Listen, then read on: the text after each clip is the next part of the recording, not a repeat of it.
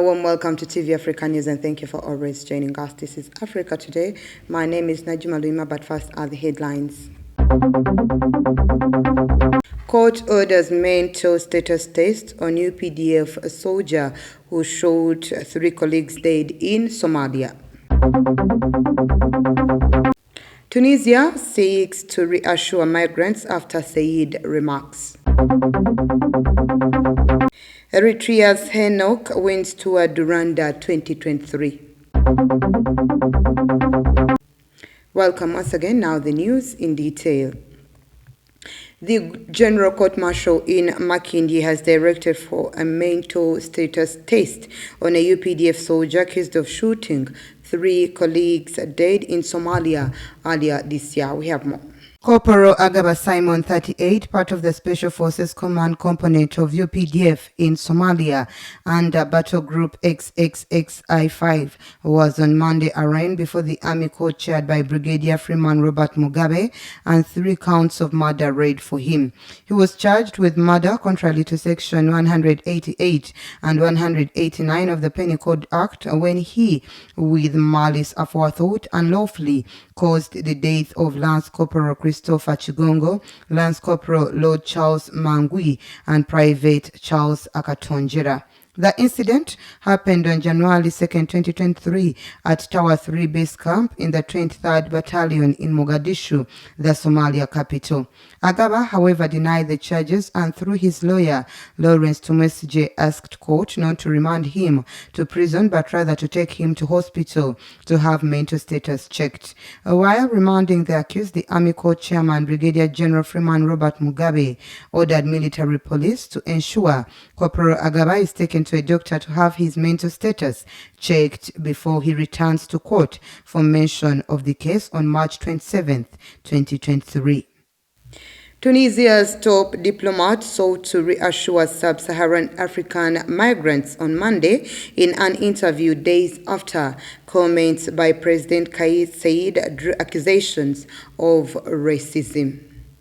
Last week, Said called for urgent measures against hordes of sub-Saharan migrants whom he accused without evidence of causing a wave of crime and representing a plot to change the country's demographic makeup. Rights groups have since reported a spike in vigilant violence, including stabbings of black Africans, while migrants say they have been thrown out of their dwellings en masse and handed over to mob justice. The African Union voiced its deep shock and concern at his comments, urging member states to refrain from racialized hate speech that could bring people to harm. In an interview on Monday, Foreign Minister Nabil Ahmed said Said's comments had been tendenciously interpreted. According to figures from the Tunisian Forum for Economic and Social Rights drawn from official sources and confirmed by AMA, the North African country of 12 million inhabitants hosts around 21,000 sub-Saharan African migrants who lack full documentation. As Nigerians anxiously await the outcome of the tightly contested presidential elections, the head of the ECOWAS observation mission said that the voting process was marred by irregularities. According to the head of the mission, Ernest Bai Koroma, the late start of voting beyond the 8:30 a.m. opening time due to the late arrival of polling officials, voting materials, and in some cases, the delivery of wrong materials at polling stations across the country were some of the issues noted by observers in the field. As a result, people continued casting ballots on Sunday, even though the general election, which included choosing a new national legislature, should have ended on Saturday. The former president of Sierra Leone added, however, that major political parties did have representatives at most polling stations. Concerns have been raised by some of the presidential candidates through their supporters and parties about irregularities during the vote. But while noting issues reported by observers in the field, Koroma urged candidates to respect the outcome of the polls. It could take days before Nigeria's Election Commission declares a winner. Let's take a quick break. We will be right back.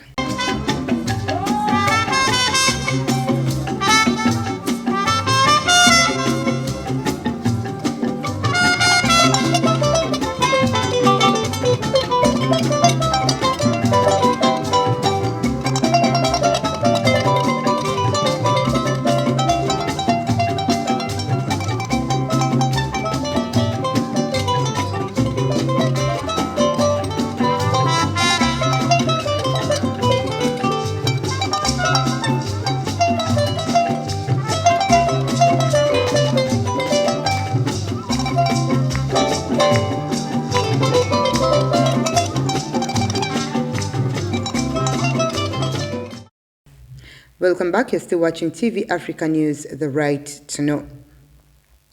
The Speaker of the National Assembly in Kenya denounced a Supreme Court ruling which had recognized the right of the LGBTQT community to form a lobby group.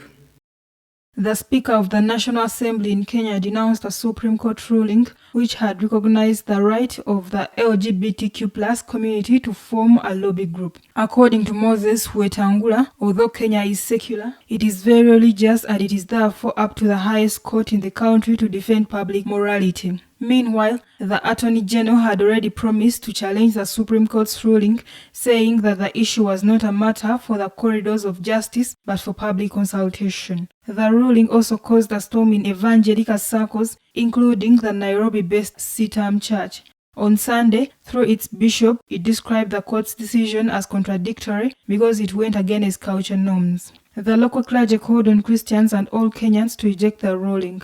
Homosexuality remains criminalized in Kenya. Even today, those convicted of homosexuality in Kenya face up to 14 years in jail.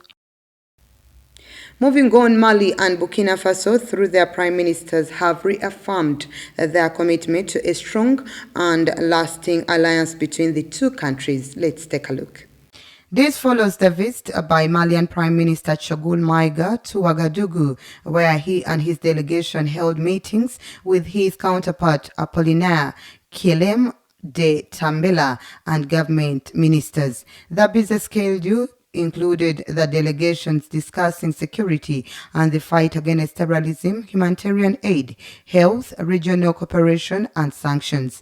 Maiga and Kelem de Tambela criticized the decision by the Economic Community of West African States to maintain and tighten sanctions against their countries despite their pleas. They say the sanctions do not take into account the reality and hardships faced by people in their countries. The two men also signed an agreement to cooperate in the fight against terrorism, which plagues both Mali and Burkina Faso, which are both under military rule.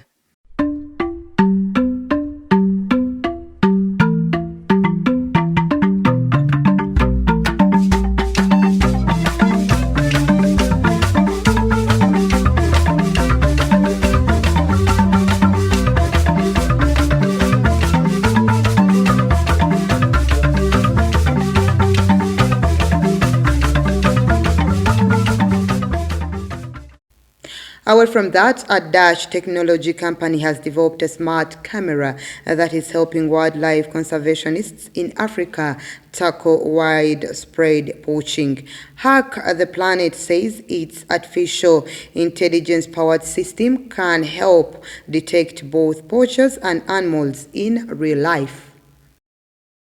According to engineer This Sujiten, the system consists of a camera trap that has been slightly modified so that it can wirelessly talk to a mini computer. He added that the mini computer downloads the images from the camera and then uses artificial intelligence to automatically classify whether there is an animal, an elephant, or human on the photo. It then uses a satellite modem to send the information through the space directly to the phones of rangers within minutes. Currently, rangers mostly use camera traps that need to be physically checked to see what's recorded on them, making it difficult to know what is happening in real time. This is a boon for national parks, which cover vast areas, making it physically impossible for a small number of rangers to be everywhere all the time. Another device being tested in a cell phone sensor to detect nearby SIM cards, often a sign that poachers are present in remote areas. The tech startup has tested the boxes in the Netherlands, Gabon, and Slovenia and is now deploying them in real-life anti-poaching efforts.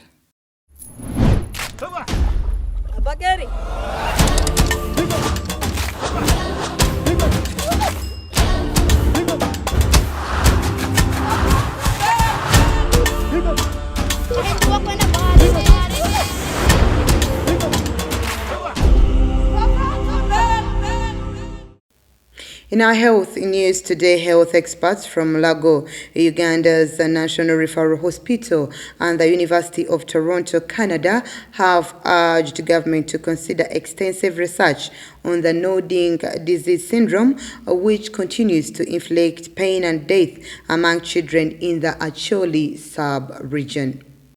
The experts, who included Dr. Sylvester Ozivua, a consultant pathologist at Mulago Hospital, and Professor Michael Polanen, a pathologist at the University of Toronto, appeared before the Committee on Health, where they presented preliminary findings on a study by Professor Polanen on the nodding syndrome disease in Chittagong district. They were concerned that the disease, which broke out in the 1990s and has affected over 5,000 children, has no known cause and treatment. Dr. Ozivua said that there was need for both clinical and epidemiological studies that would perhaps lead to a lasting solution. The Chua West MP Okinpipi Ojara said his constituents have harbored unanswered questions on why the disease affects only children and why it has concentrated only in Acholi. Committee Chairperson Dr. Charles Ayume said that the committee will have to visit the affected communities to determine the next course of action.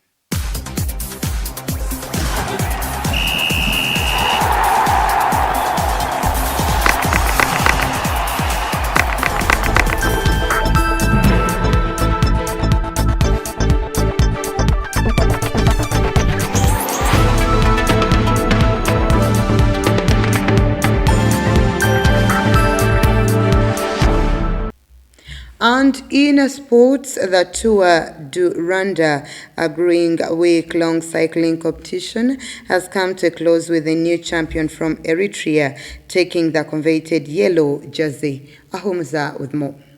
After 7 days of intense racing through the hills of Rwanda, the final stage saw a fierce battle between the world's top cyclists, but it was the Eritrean rider who emerged victorious, cementing his place in cycling history and bringing glory to his home country. Enoch Mulwebahan from Green Project Badian won the final stage of the Tour du Rwanda 2023 to Canal Olympia in Rebero, a ceremony attended by different officials including President Paul Kagame. Mulwebahan clinched the yellow jersey by leading the peloton in the final stage, finishing the race after covering 1,054.6 kilometers in 58 hours, 28 minutes and 1 second. The Rwanda Cycling Federation says more training and strengthening of local cycling talents is going to be implemented ahead of upcoming tournaments. The 23-year-old is the fourth Eritrean to win the Tour du Rwanda tournament. Rwanda hosts the Tour du Rwanda tournament every year and is expected to host the World Cycling Championship in 2025. That was the news. Thank you for always keeping it TV Africa. Please do stay tuned.